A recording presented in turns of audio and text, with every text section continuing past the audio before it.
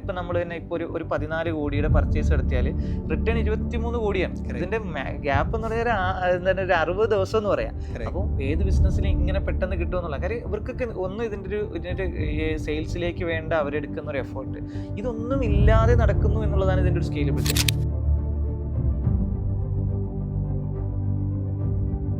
നമ്മൾ ടാൽറോപ്പിൻ്റെ റിലേഷൻഷിപ്പ് ഇല്ലായിരുന്നെങ്കിൽ, അല്ലെങ്കിൽ സഫീർ ബ്രോയുടെ റിലേഷൻഷിപ്പ് ഇല്ലായിരുന്നെങ്കിൽ, കോപ്പി വർക്ക് ബ്രാൻഡ്സ് അത് ആ വെബ്സൈറ്റിൽ ഒതുക്കുമായിരുന്നു.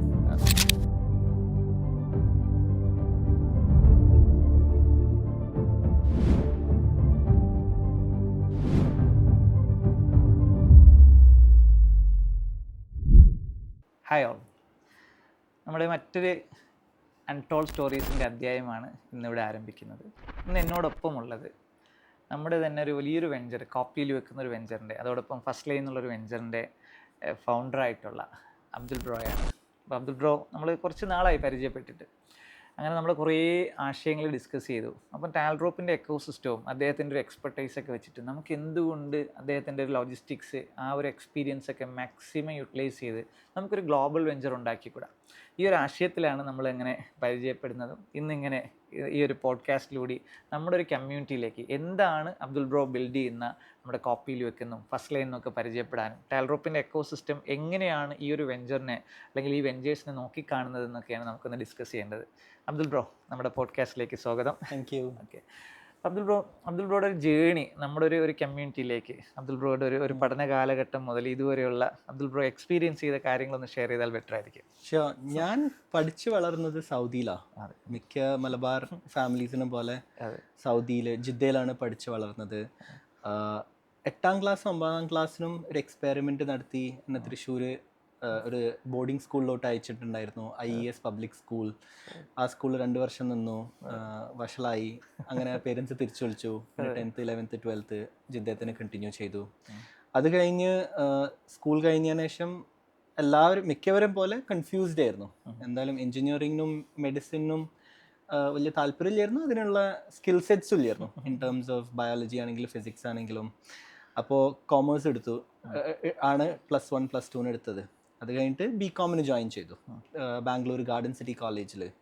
അതെന്തുകൊണ്ടെന്ന് വെച്ചാൽ നമ്മളെ കൂടെ പഠിച്ച സൗദിയിലുള്ള ബാക്കിയുള്ള ബാച്ച്മേറ്റ്സും എല്ലാവരും ഒരു കോളേജിൽ പോകണമായിരുന്നു. ഗാർഡൻ സിറ്റി കോളേജിൻ്റെ റെപ്രസെൻറ്റേറ്റീവ് അവിടെ വന്നിട്ടുണ്ടായിരുന്നു. അങ്ങനെ അവിടെ ജോയിൻ ചെയ്തു.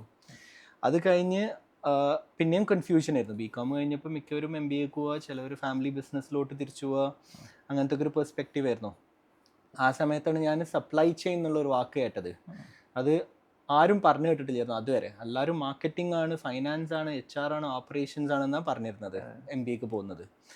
ആ സമയത്ത് നോക്കിയപ്പോൾ ഒരു യുണീക്കായിട്ടുള്ളൊരു ഓപ്പർച്യൂണിറ്റി തോന്നി. ഇത് 2008 എന്നിട്ട് അന്ന് നോക്കുമ്പോൾ IIT ബോംബെയും IIT ഡൽഹിയും ഇതിൽ എക്സ്ക്ലൂസീവ് PG ഡിപ്ലോമ പ്രോഗ്രാംസ് ചെയ്യുന്നുണ്ടായിരുന്നു. അങ്ങനെ IIT ഡൽഹിയിൽ അപ്ലൈ ചെയ്തു, കിട്ടി. റൈറ്റ്. അത് ചെയ്ത് കഴിഞ്ഞപ്പോഴാണ് കുറച്ചുകൂടി ക്ലാരിറ്റി വന്നത്.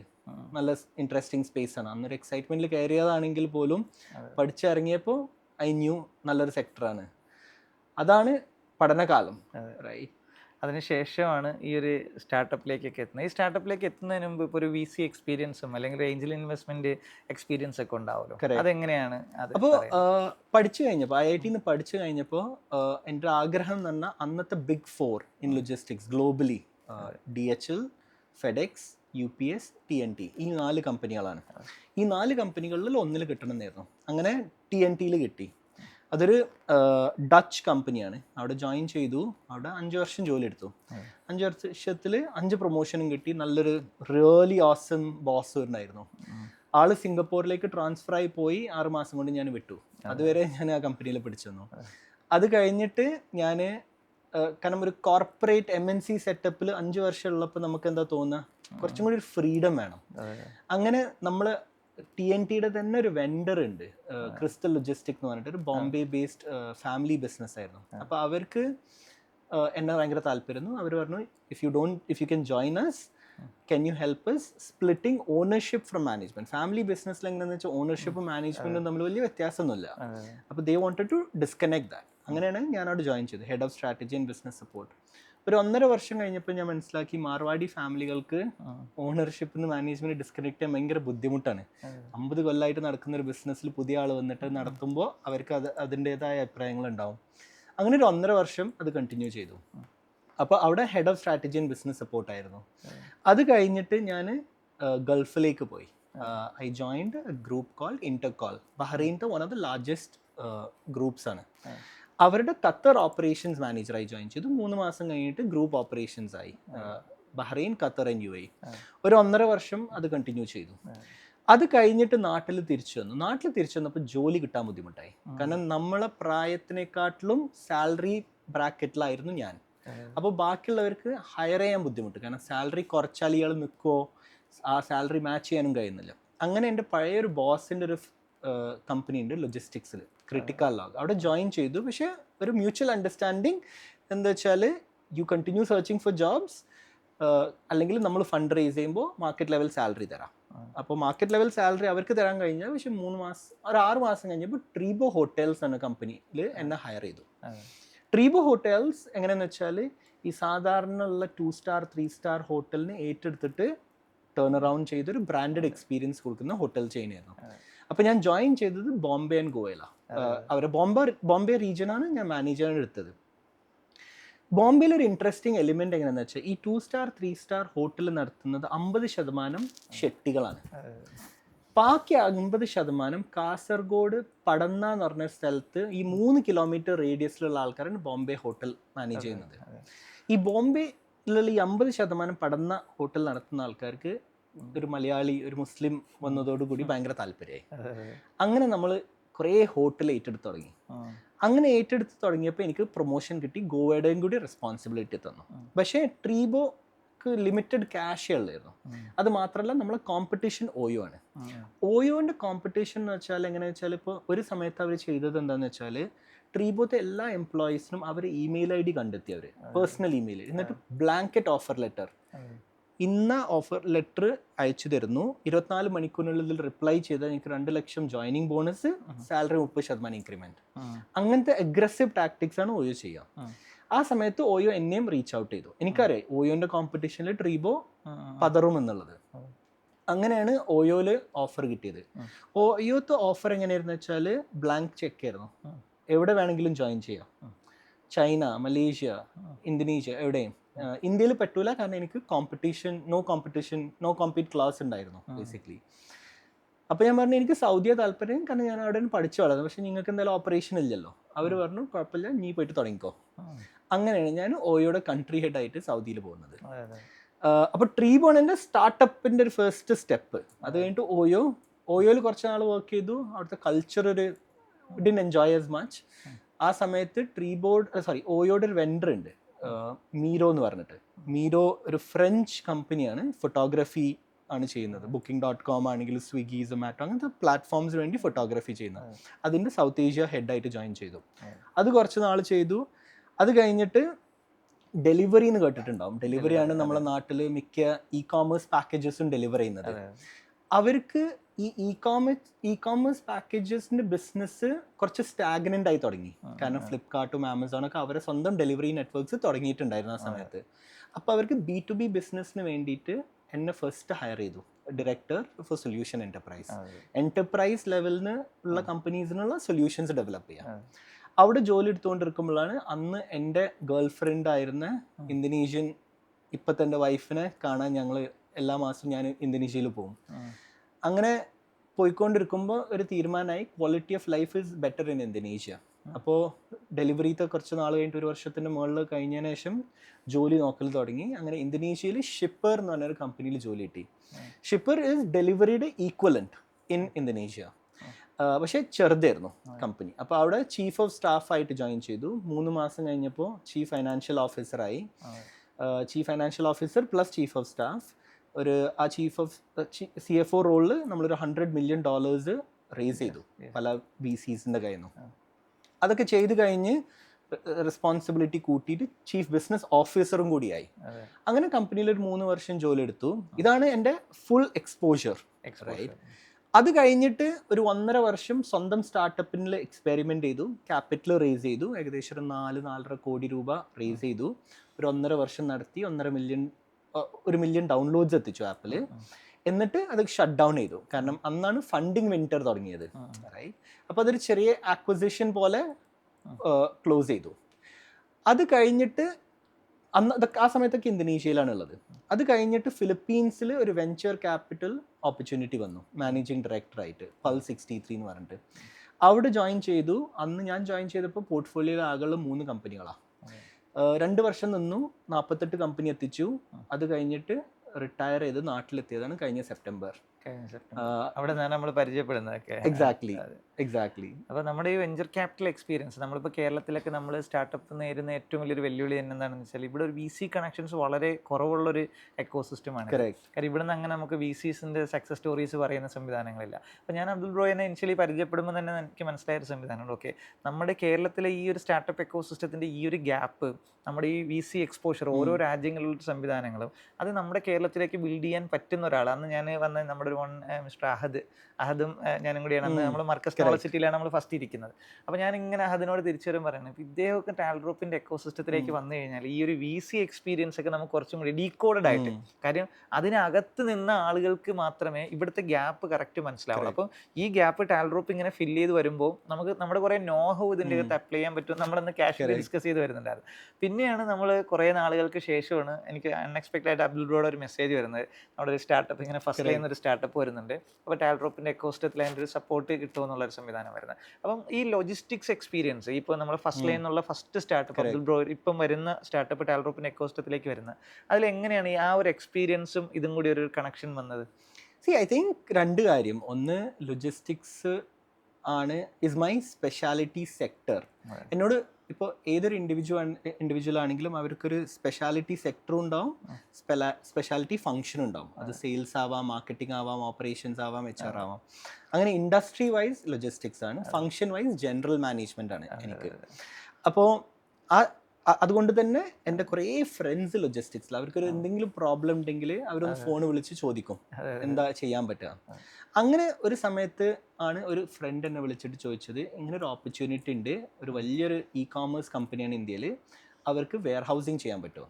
ഓക്കെ, അത് അത്രയും വലിയൊരു ഓപ്പർച്യൂണിറ്റി ആയതുകൊണ്ട് ഞാൻ പറഞ്ഞു ചെയ്യാം. കാരണം അന്ന് സെമി റിട്ടയർഡ് മോഡിലാണ് നിൽക്കുന്നത്, അങ്ങനെയാണ് ചെയ്യാന്ന് പറഞ്ഞത്. പക്ഷേ അത് ചെയ്യണമെങ്കിൽ കാരണം ഈ റിട്ടയർഡ് മോഡിൽ നിന്ന് ഒരു ഹാർഡ് വർക്ക് ചെയ്യാനുള്ള മെന്റാലിറ്റി കുറവായിരിക്കും. നമുക്ക് സ്മാർട്ട് വർക്കാണ് വേണ്ടത്. പക്ഷേ ഏതൊരു ബിസിനസ് ആണെങ്കിലും smart work plus hard work വേണം. അങ്ങനെയാണ് ഞാൻ വിചാരിച്ചത്. ടാൽഡ്രോപ്പിൻ്റെ ഒരു ഡിസ്ട്രിബ്യൂഷൻ സിസ്റ്റം അന്ന് നമ്മൾ മർക്കസിലിരുന്നപ്പോൾ പറഞ്ഞിട്ടുണ്ടായിരുന്നു. നിങ്ങൾ പറഞ്ഞ ഇത് വെച്ച് നോക്കുമ്പോൾ this was like a sweet spot, right? കാരണം വേറെ എവിടെ പോയാലും അതൊരു സർവീസ് പ്രൊവൈഡർ കസ്റ്റമർ റിലേഷൻഷിപ്പ് ആയിരിക്കും. ഇവിടെ എന്ന് പറഞ്ഞാൽ ആ റിലേഷൻഷിപ്പ് അല്ല, ഇവിടെ ഒരു വെസ്റ്റഡ് ഇൻട്രസ്റ്റ് 2 പാർട്ടികൾക്ക് ഒരേ ഗോളിലോട്ടാണ്. അങ്ങനെയാണ് റീച്ച് ഔട്ട് ചെയ്തത്, റൈറ്റ്? അതാണ് അതിൻ്റെ ഒരു കണക്ടിവിറ്റി.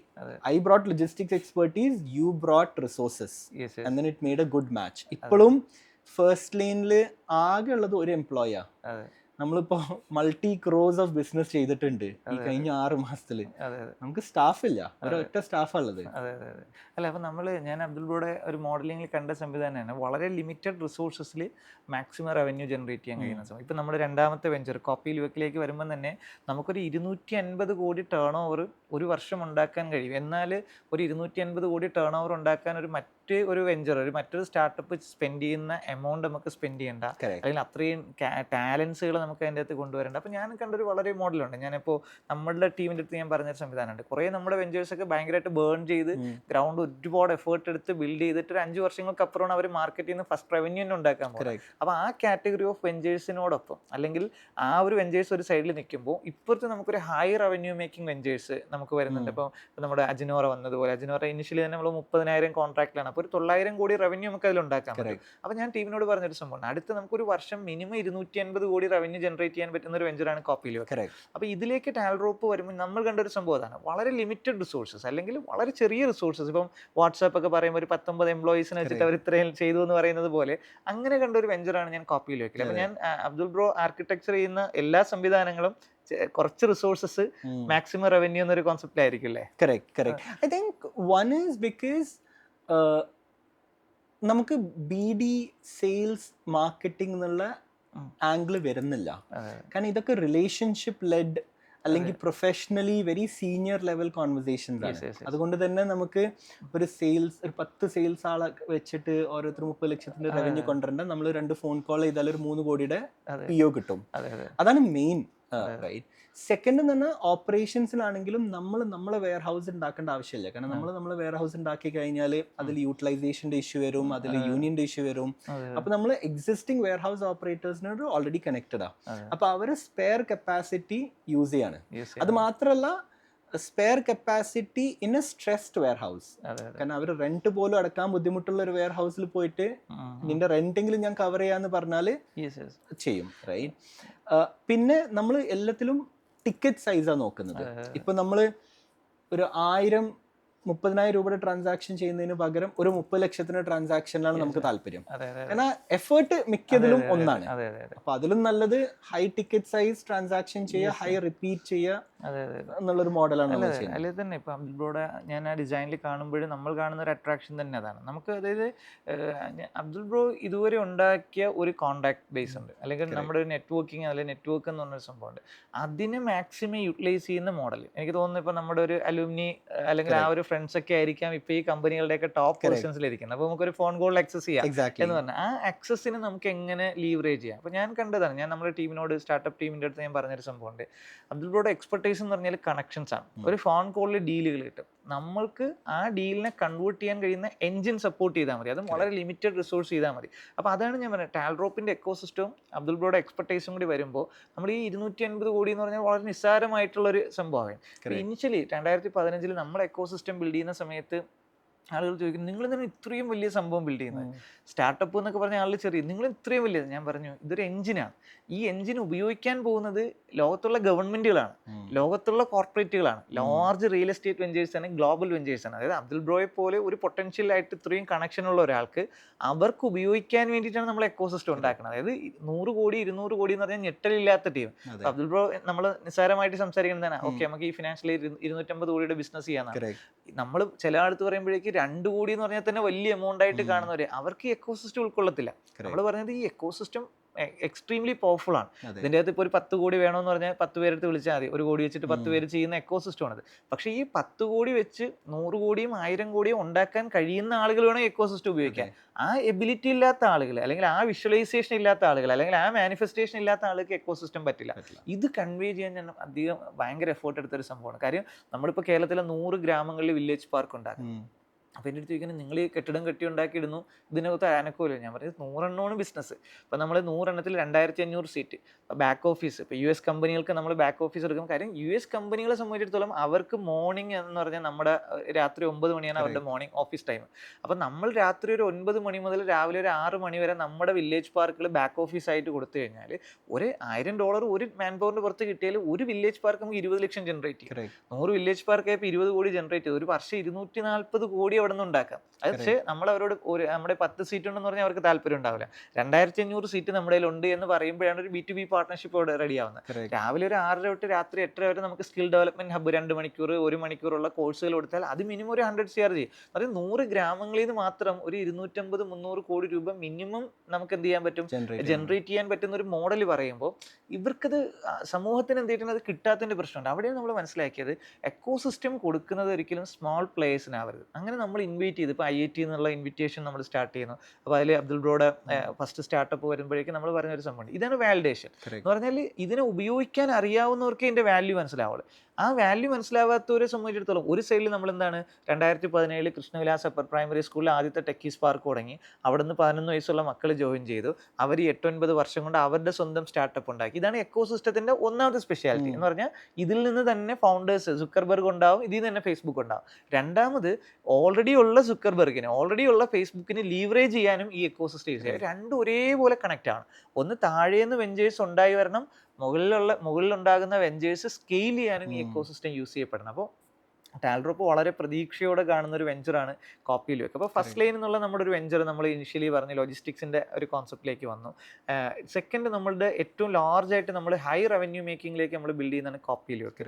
ഈ കോപ്പി ലുവക്ക് എന്നുള്ളൊരു ബ്രാൻഡ് അല്ലെങ്കിൽ അതിൻ്റെ ഒരു കണക്ഷൻ എങ്ങനെയാണ് വന്നത്? സോ എൻ്റെ വൈഫ് ഞാൻ പറഞ്ഞല്ലോ ഇന്തോനേഷ്യൻ ആണ് എന്നുള്ളത്. അതേപോലെ അപ്പം ഞങ്ങൾ കഴിഞ്ഞ സെപ്റ്റംബർ ഒക്ടോബർ വരെ ഫിലിപ്പീൻസ്, ഇന്തോനേഷ്യ, സൗത്ത് ഈസ്റ്റ് ഏഷ്യയിലാണ് താമസിച്ചത് 7 വർഷത്തോളം.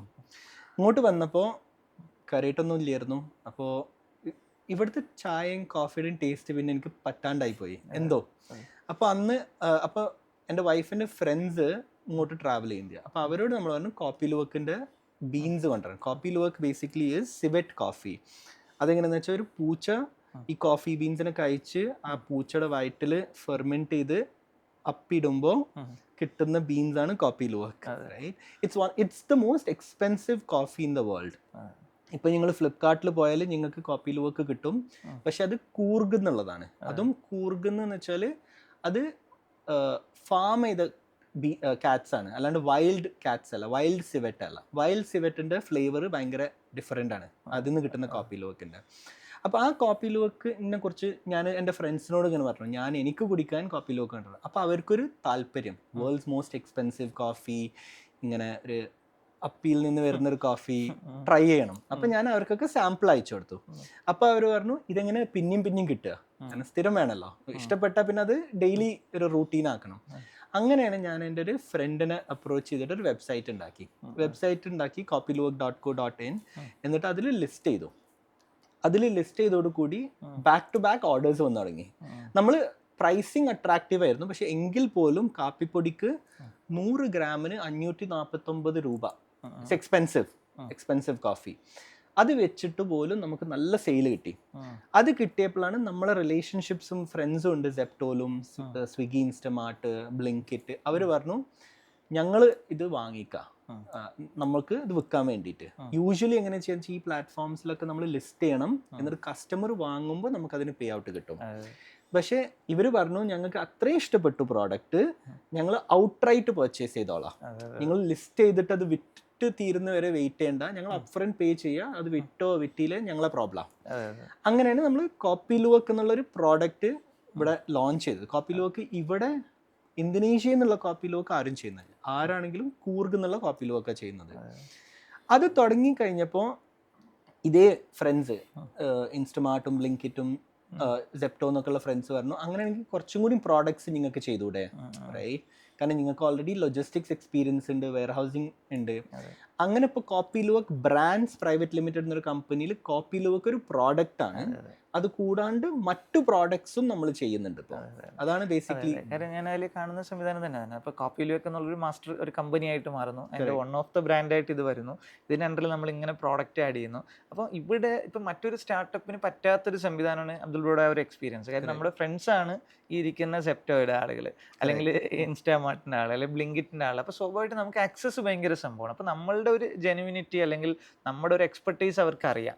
വാലിഡേഷൻസ് ഭയങ്കര സിമ്പിളാണ്. കാര്യം നമ്മളിപ്പോൾ ഒരു പുതിയൊരാൾ വന്നിട്ട് സെപ്റ്റോ ലിസ്റ്റ് ചെയ്യണമെന്ന് പറയുമ്പോഴേക്ക് അവർ ഓക്കെ വൺ ഓഫ് ദ സെല്ലറായിട്ട് ചെയ്തോ എന്ന് പറയും. പക്ഷേ ഇത് കണക്ക് ഔട്ട്റേറ്റ് എടുക്കില്ല അവർ, കാരണം അവർക്ക് ആ ഒരു ക്രെഡിബിലിറ്റി ഇല്ല, ഇതെന്താകുന്ന അറിയില്ല. അപ്പോൾ ഇതാണ് ഈ കണക്ഷൻസ്. അപ്പോൾ ഞാൻ കണ്ടൊരു സംഭവം നമ്മൾ ടീം ഡിസ്കസ് ചെയ്യുമ്പോൾ പറയുമ്പോൾ ഇതിൻ്റെ സ്കെയിലബിലിറ്റി എന്ന് പറഞ്ഞാൽ അതാണ്. നമ്മളുടെ ഓൾറെഡി അബ്ദുൾ ബ്രോ ഉണ്ടാക്കിയേക്കുന്ന ആ കണക്ഷൻസ് പെട്ടെന്ന് ഇത് അക്സെപ്റ്റ് ചെയ്യും. കാരണം ഇപ്പം നമ്മൾ തന്നെ ഇപ്പോൾ ഒരു 14 കോടിയുടെ പർച്ചേസ് നടത്തിയാൽ റിട്ടേൺ 23 കോടിയാണ്. ഇതിൻ്റെ ഗ്യാപ്പ് എന്ന് പറഞ്ഞാൽ ഒരു 60 ദിവസം എന്ന് പറയാം.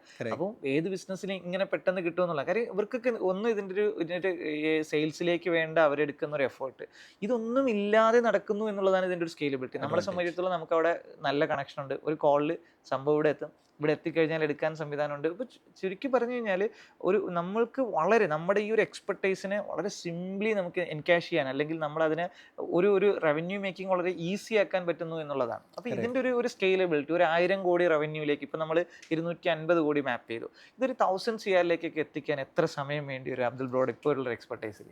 ക്യാപിറ്റൽ ഒരു കൺസ്ട്രെയിൻറ്റ് അല്ലെങ്കിൽ, കാരണം നമുക്കിതിന് അടുത്തൊരു 6 മാസം 6 to 12 months നമുക്ക് ബാങ്ക് അല്ലെങ്കിൽ നോൺ ബാങ്കിങ് ഫൈനാൻഷ്യൽ കമ്പനീസ് NBFCകളുടെ ക്യാപിറ്റൽ ഇല്ലാണ്ട് ചെയ്യണം. കാരണം ഒരു 6 to 12 months ട്രാക്ക് റെക്കോർഡ് ഉണ്ടെങ്കിൽ നമുക്ക് PO ഫൈനാൻസിങ്ങും വർക്കിംഗ് ക്യാപിറ്റൽ ലോൺസും ടേം ലോൺസ് ഒക്കെ ബാങ്കുകളിൽ നിന്നാണെങ്കിൽ NBFC നിന്നാണെങ്കിലും കിട്ടുള്ളൂ. അത് കിട്ടിക്കഴിഞ്ഞാൽ ഒരു പ്രോബ്ലം ഇല്ല.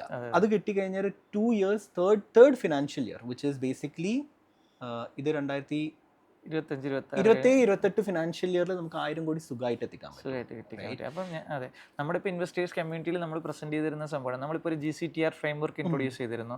അപ്പോൾ എന്ന് വെച്ചാൽ ഏർലി സ്റ്റേജ് ഇക്വിറ്റി റൈസ് ചെയ്യാൻ താല്പര്യമില്ലാത്ത വെഞ്ചർ, ഇപ്പോൾ കോപ്പി ലുവക്കിന് ഒരിക്കലും എന്തെങ്കിലും ഇക്വിറ്റി കൊടുത്ത് ഫണ്ട് റൈസ് ചെയ്യാൻ താല്പര്യമില്ല, കാര്യം ഇത് ഹൈ റവന്യൂ മേക്കിംഗ് വെഞ്ചർ.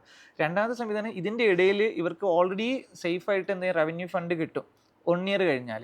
അപ്പം ഇക്വിറ്റി കൊടുക്കാനും റെഡിയല്ല, അവർക്കിനി റവന്യൂ ക്യാപിറ്റൽ കിട്ടുകയും ചെയ്യും. ഈ ഇടയിലുള്ള ഒരു വർഷം ഇങ്ങനെയുള്ള വെഞ്ചേഴ്സ്, നമുക്ക് ഒരുപാട് വെഞ്ചേഴ്സ് ഇപ്പോൾ വരുന്നുണ്ട്. ഇവർക്ക് വേണ്ടിയിട്ടാണ് നമ്മളിപ്പോൾ ഒരു ഫ്രെയിം വർക്ക് തന്നെ ഉണ്ടാക്കിയത്. അതായത് ഈ ഗ്രോത്തിന് വേണ്ട ടെമ്പററി ക്യാപിറ്റൽ ഇൻവെസ്റ്റേഴ്സിനെ ചെയ്യണം. ഇപ്പോൾ സംഭവം നമ്മൾ ആലോചിച്ച് കഴിഞ്ഞാൽ, ഇപ്പോൾ ഇവിടെ ഒരു വലിയ, ഇപ്പോൾ കോറി പോലുള്ള വലിയ ബിസിനസ്സിലൊക്കെ ഒരാൾ ഒരു 50 ലക്ഷം ഇട്ട് കഴിഞ്ഞാൽ അവർക്ക് ഒരു വർഷം കഴിയുമ്പോൾ ചിലവർക്ക് അത് 1 കോടിയായിട്ട് അത് 100% റിട്ടേൺ കിട്ടും. ചിലത് 120% കിട്ടും, ചിലത് 60%. ഇപ്പം നോർമലി നമ്മളിപ്പോൾ ഒരു ബാങ്കിൽ ഇട്ട് കഴിഞ്ഞാൽ 6% കിട്ടും. അതല്ലാതെ ഇപ്പോൾ ഒരു റിയൽ എസ്റ്റേറ്റിലൊക്കെ ഒരു റവന്യൂ റെന്റിലൊക്കെ ഒരു 12% വരെയൊക്കെ നമുക്ക് എന്ത് ചെയ്തിട്ടുണ്ട് സാധാരണ ഒരു ബിസിനസ്സിൽ കിട്ടും. കുറച്ചും കൂടി ഇപ്പോൾ ട്രേഡുകളൊക്കെ ചെയ്യുകയാണെങ്കിൽ 20-25% കിട്ടും. അല്ല ഇപ്പം നമ്മളിപ്പോൾ എക്കോസിസ്റ്റം ബിസിനസ്, ഇപ്പോൾ നമ്മളൊക്കെ ചെയ്യുന്നത് പോലെ ആണെങ്കിൽ എക്കോസിസ്റ്റത്തിലൊക്കെ ആണെങ്കിൽ റെന്റൽ പോകുന്ന പറഞ്ഞാൽ 36-40% വരെ കിട്ടും. അപ്പോൾ ഇതിന് മുകളിൽ റിട്ടേൺ ആഗ്രഹിക്കുന്ന അല്ലെങ്കിൽ അങ്ങനെ ബിസിനസ് ചെയ്യുന്ന ആളുകളുണ്ട്. ഇതിൻ്റെ ഒരു വലിയ പൂൾ ഇപ്പോൾ ടാൽറോപ്പ് ഉണ്ടാക്കിയിട്ടുണ്ട്. ഉദാഹരണത്തിന് ഒരാൾ 1 കോടി രൂപ ഫണ്ട് ചെയ്യുന്നു.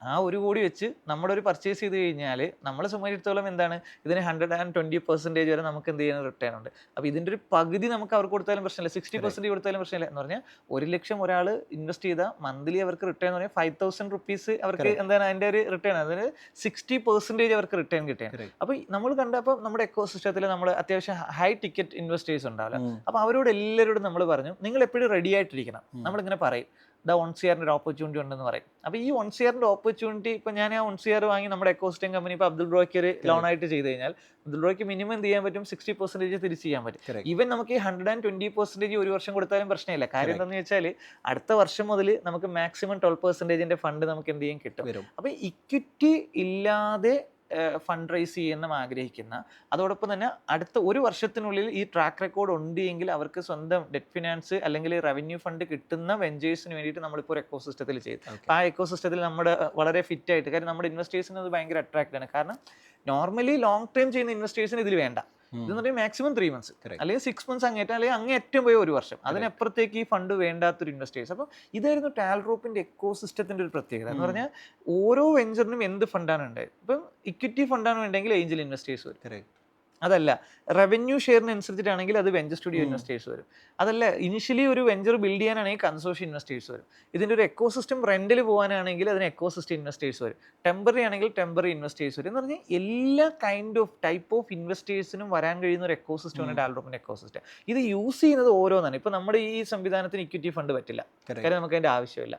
ഇതിൻ്റെ അകത്തെന്ന് പറഞ്ഞു കഴിഞ്ഞാൽ പെട്ടെന്ന് വന്ന് നമുക്ക് ഓർഡർ എടുക്കണം, അത് പൈസ നമുക്ക് അക്കൗണ്ടിൽ ക്രെഡിറ്റ് ആവും, അപ്പം നിങ്ങൾക്ക് തരും എന്ന് പറയുന്ന ഒരു മോഡലിലേക്ക് നമുക്ക് വർക്കൗട്ട് ചെയ്യാൻ പറ്റുന്ന, ഇതെല്ലാം കൂടി ഉൾക്കൊള്ളുന്ന ഒരു ഫ്രെയിം വർക്ക്. അതുകൊണ്ടാണ് ടാൽറോപ്പിന്റെ ഇക്കോസിസ്റ്റം ഫുൾ ആൾ കണ്ടിട്ടുണ്ടെന്ന് വെച്ചാൽ ഇതിൻ്റെ അകത്ത് എല്ലാം ഉണ്ടല്ലോ എന്ന് പറയും. കാരണം ഓരോരുത്തർ, ഇപ്പം അബ്ദുൾ ബ്രോയുടെ വെഞ്ചറിന് വേണ്ട റിക്വയർമെന്റ് അല്ല ഇപ്പം അജി മാത്യയുടെ അജ്നോറയ്ക്ക് വേണ്ട റിക്വയർമെന്റ്, അതല്ല മഹാദേവിന്റെ ഡിയോസിന് വേണ്ട റിക്വയർമെന്റ്, എല്ലാവരുടെയും റിക്വയർമെന്റ്. കാര്യം ഇതിനെ മുഴുവൻ ഉൾക്കൊള്ളാൻ കഴിയുന്ന ഒരു എഞ്ചിനായിരിക്കണം.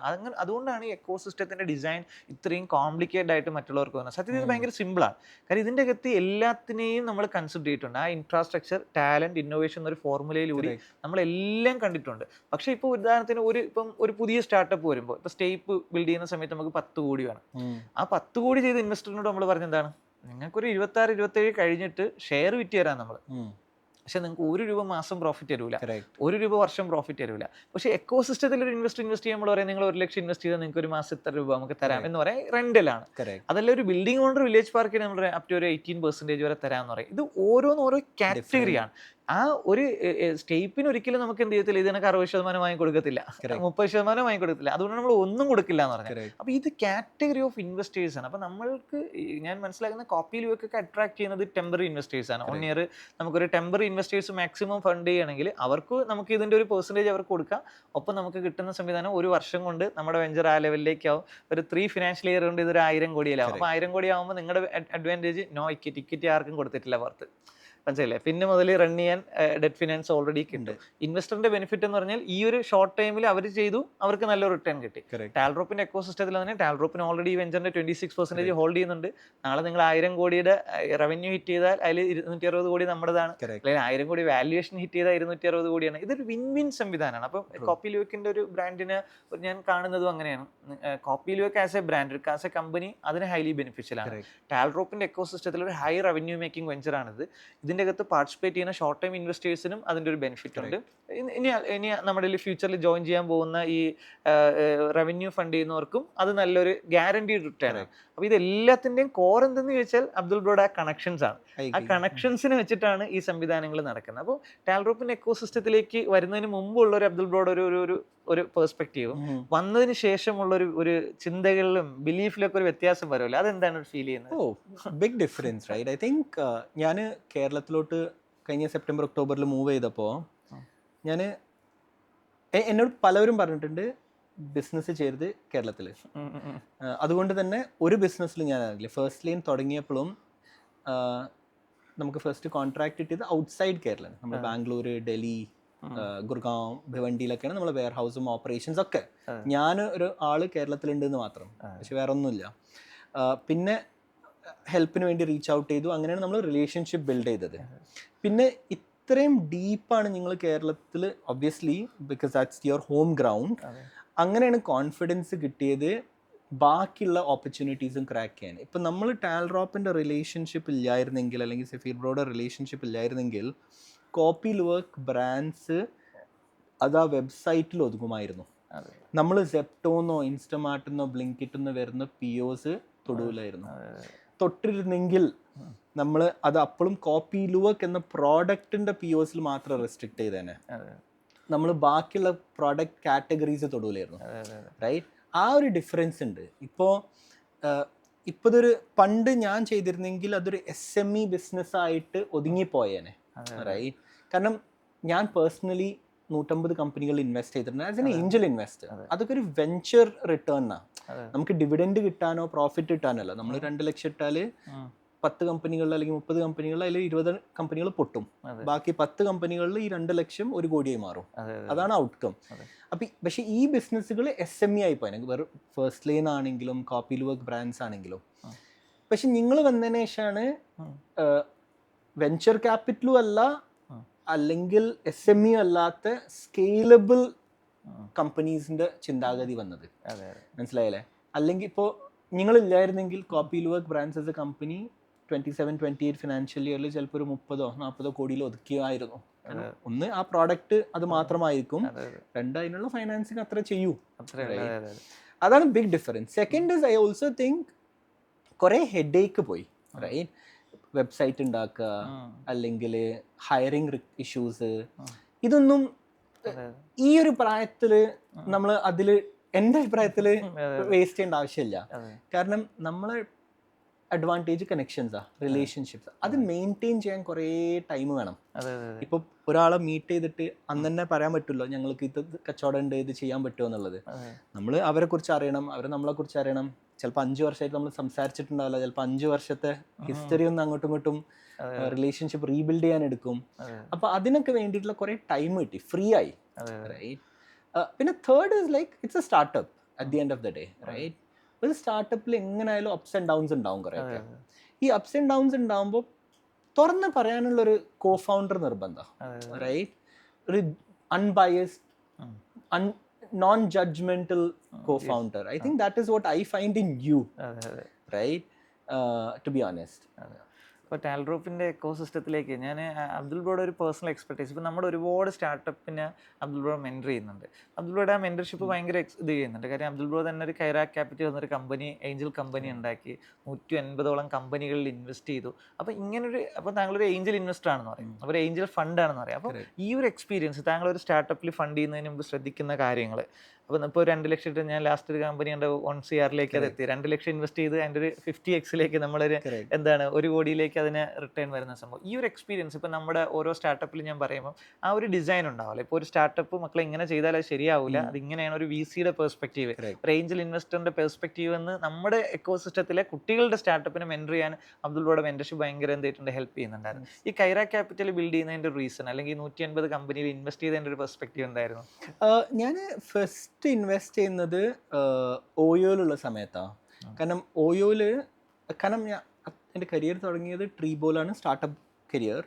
എന്നിട്ട് അപ്പോഴേ ഞാൻ ഇസോപ്സ്, ഷെയർ, ഏഞ്ചൽ ഇൻവെസ്റ്റിങ്ങിനെ കുറിച്ച് കേട്ടു. പിന്നെ ഓയോയിൽ ജോയിൻ ചെയ്തപ്പോൾ നല്ല ക്യാഷ്, നല്ല like rich fat cash salary ആയിരുന്നു.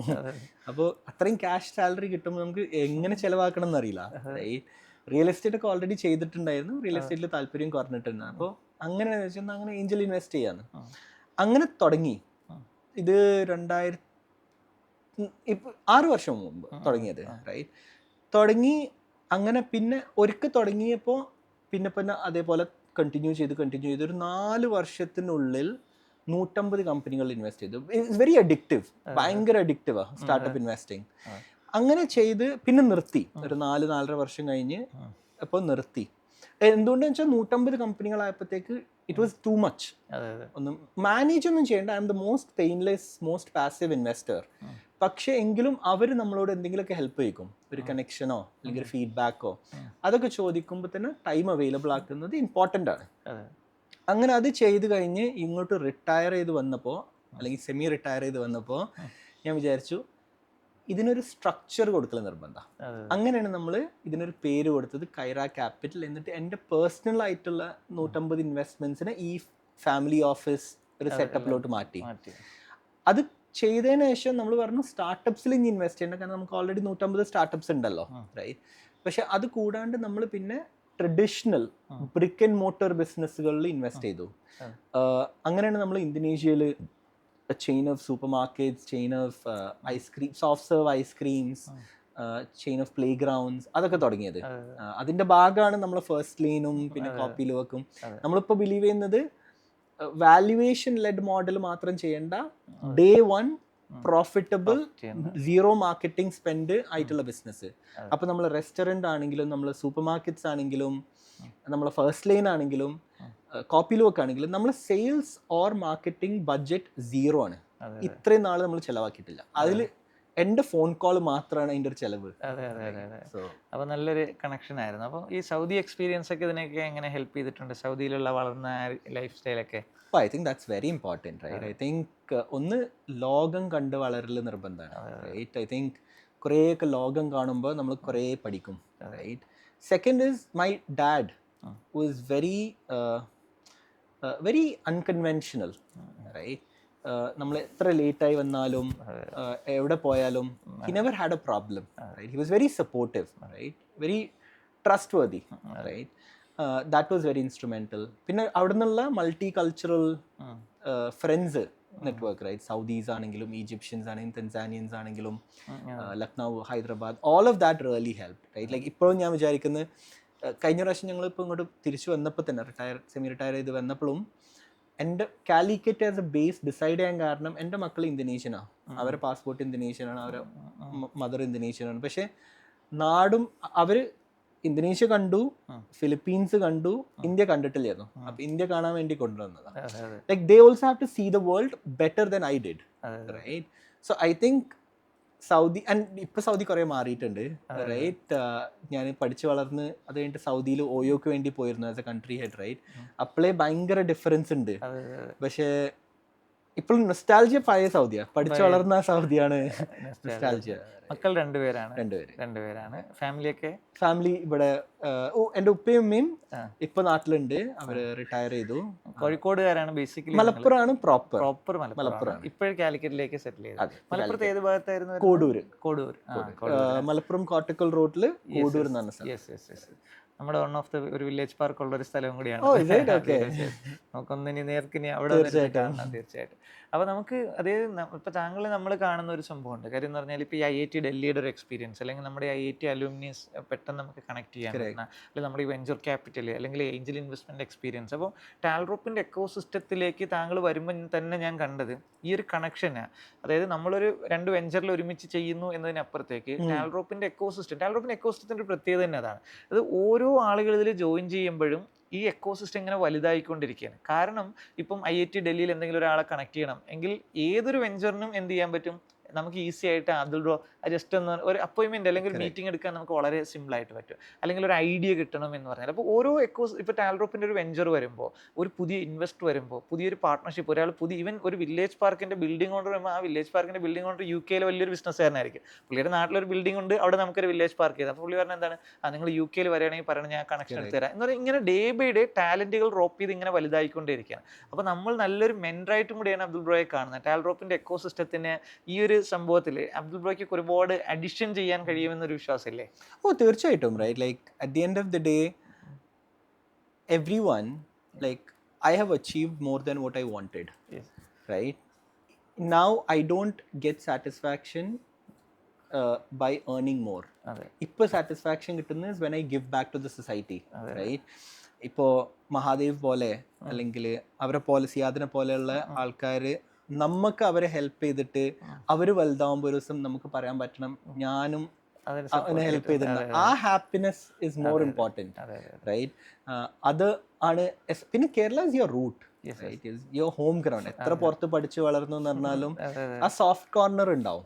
റൈറ്റ്, ആ സോഫ്റ്റ് കോർണറും ഉണ്ട്. അതാണ് എനിക്ക് ടാൽറോപ്പിൽ ഇഷ്ടം. റൈറ്റ്, ഒന്ന് you are able to give back to the society. Right, second is you are also able to give back to your home. അത് നമ്മളിപ്പോഴും പറഞ്ഞു വെക്കാറുള്ളൊരു സംവിധാനമുണ്ട്. നമ്മളാരും മരിച്ചു പോകുമ്പോഴൊന്നും ഒന്നും കൊണ്ടുപോകാനൊന്നും പോകുന്നില്ല. നമ്മൾ എത്ര പേരുടെ ലൈഫിലൊരു ഇമ്പാക്റ്റ് ഉണ്ടാക്കിയിട്ടുണ്ട് എന്നുള്ളതാണ്. പക്ഷെ ഇതൊക്കെ പറയുന്നതിന് മുമ്പ് ആദ്യം നമുക്ക് നിലനിൽക്കാനുള്ളൊരു ബേസ് വേണം. അതിനാണ് നമ്മുടെ എഡ്യൂക്കേഷൻ, നമ്മുടെ ജോബ്, നമ്മുടെ ഏർണിങ്സ് ഒക്കെ. അങ്ങനെ ഉണ്ടെങ്കിൽ നമ്മൾക്ക് നമ്മുടെ കാര്യം പോലും നോക്കാൻ അറിയില്ലെങ്കിൽ നമുക്ക് സമൂഹത്തിന്റെ കാര്യം നോക്കത്തില്ല. അപ്പൊ ആദ്യം നമ്മൾ നമ്മുടെ കാര്യം നോക്കണം. പക്ഷെ എന്നിട്ട് നമ്മുടെ സമൂഹത്തിൽ എന്ത് ചെയ്തു എന്നൊരു ചോദ്യമുണ്ട്. പലപ്പോഴും പല ആളുകളും ചോദിക്കാറുണ്ട്, നിങ്ങൾ എന്തിനാണ് ഈ എഫേർട്ട് എടുക്കുന്നത്? അപ്പൊ നമ്മൾ ചോദിക്കുന്ന ഒരു ചോദ്യമുണ്ട്, ഒരു അറബിയും വന്ന് ഈ നാട് ഡെവലപ്പ് ചെയ്ത് തരാൻ പോകുന്നില്ല, ഒരു യൂറോപ്യനും ഒരു അമേരിക്കനും വന്നത് ചെയ്തു തരാൻ പോകുന്നില്ല. ഇത് ഡെവലപ്പ് ചെയ്യണമെങ്കിൽ നമ്മൾ ഇനിഷ്യേറ്റീവ് എടുക്കണം. അപ്പൊ നമ്മൾക്ക് ഓക്കെ ലോകം മുഴുവൻ പോകണം. ഞാൻ പറയുന്നത് നമ്മുടെ കുട്ടികൾ കാനഡയിലും പോകണം, ഓസ്ട്രേലിയയിലും പോകണം, UK പോകണം, US പോകണം, എല്ലായിടത്തും പോകണം. പക്ഷെ അവരുടെ എക്സ്പെർട്ടൈസും സ്ട്രെങ്തും കണക്ഷൻസും യൂസ് ചെയ്തിട്ട് നമ്മുടെ നാടും കൂടി ഡെവലപ്പ് ചെയ്യപ്പെടണം, നമ്മുടെ ഗ്രാമങ്ങൾ കൂടി ഡെവലപ്പ് ചെയ്യണം. നമുക്കിപ്പോൾ യൂത്തിന് 40% മുകളിൽ അൺഎംപ്ലോയ്മെന്റ്. ഇത് ഫിക്സ് ചെയ്യണമെങ്കിൽ ലാർജ് വെഞ്ചേഴ്സ് വരണം. ചൈനയിലെ കുടിൽ വ്യവസായങ്ങൾ ഇന്റർനാഷണൽ മാർക്കറ്റിൽ എത്തിച്ച് ജാക്മ അലിബാബ ഉണ്ടാക്കിയതുപോലെ ഇവിടെ ജാക്മയും വരണം, അലിബാബയും വരണം.